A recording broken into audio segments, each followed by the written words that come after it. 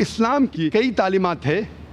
جس سے ہمیں سبق مل سکتا ہے کس طریقے سے عالمی بھائی چارہ اس دنیا میں قائم کر سکتے، نہ کہ اسلام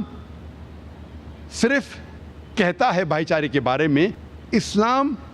میں ہر ماننے والوں کے لیے فرض ہے کہ وہ کم از کم 5 وقت بھائی چارہ کو عمل میں لائے۔ میں ذکر کر رہا ہوں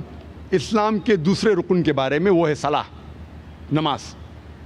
ہر مسلمان کا فرض ہے کہ وہ 5 بار نماز پڑھے، اور نماز پڑھتے وقت ہمارے رسول محمد صلی اللہ علیہ وسلم فرماتے ہیں، لکھا ہے صحیح حدیث میں، ابو داؤد کی اور صحیح بخاری کی بھی، اللہ سبحانہ و تعالیٰ کے رسول فرماتے ہیں صحیح بخاری میں جلد نمبر 1 کتاب الادان چیپٹر نمبر 75 حدیث نمبر 692 میں، کہ جب آپ صلاح کے لیے کھڑے ہوتے ہیں تو کندھے سے کندھا ملاؤ اور ٹھکنوں سے ٹھکنا ملاؤ۔ اللہ کے رسول فرماتے ہیں صحیح حدیث میں، سنن ابو داؤد میں جلد نمبر 2 کتاب الصلاح حدیث نمبر 666 میں، کہ جب آپ صلاح کے لیے کھڑے ہوتے ہیں تو کندھے سے کندھا ملاؤ اور بیچ میں کوئی جگہ مت چھوڑو کہ شیطان بیچ میں گھسے۔ ہمارے نبی صلی اللہ علیہ وسلم وہ اس شیطان کا ذکر نہیں کر رہے تھے جو آپ اونیڈا ٹی وی کے ایڈ میں دیکھتے، جو شیطان کے 2 سنگ ہوتے ہیں۔ اللہ کے رسول اس شیطان کا ذکر کر رہے تھے، وہ شیطان جو آپ انسانوں کے درمیان بھید بھاؤ پیدا کرتا ہے، رنگ کا، دولت کا، اونچ نیچ۔ جب ہم صلاح کے لیے کھڑے ہوتے ہیں، مسلمان کے لیے فرض ہے کہ وہ کندھے سے کندھا ملائے۔ آپ کے سامنے چاہے راجا کھڑا ہو یا فقیر، امیر یا غریب، گورا یا کالا، آپ کے لیے فرض ہے کہ آپ کندھے سے کندھا ملائیں۔ ہر مسلمان کے لیے فرض ہے کہ کم از کم وہ 5 بار ہر روز بھائی چارے کے اوپر عمل کرے۔ اسلام کا 5واں رکن ہے حج،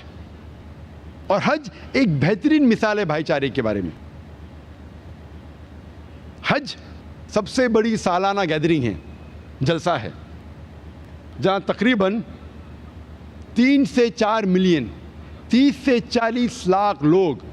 مختلف ممالک سے آتے ہیں، امریکہ سے، کینیڈا سے، انگلینڈ سے، پاکستان سے، انڈیا سے، سنگاپور سے، انڈونیشیا سے، ملیشیا سے، اور سارے پہن کے آتے 2 بنا صلاح سفید کپڑا۔ آپ یہ بھی نہیں پہچان سکتے جو سامنے آپ کے کھڑا ہے وہ راجا ہے کہ فقیر ہے، اور سب آتے ہیں ایک ہی مقصد سے، لبیک اللہم لبیک، اے خدا ہم حاضر ہے تیرے لیے۔ اور محمد صلی اللہ علیہ وسلم حجۃ الوداع میں، جو حج کا آخری خطبہ تھا، اس میں کہتے ہیں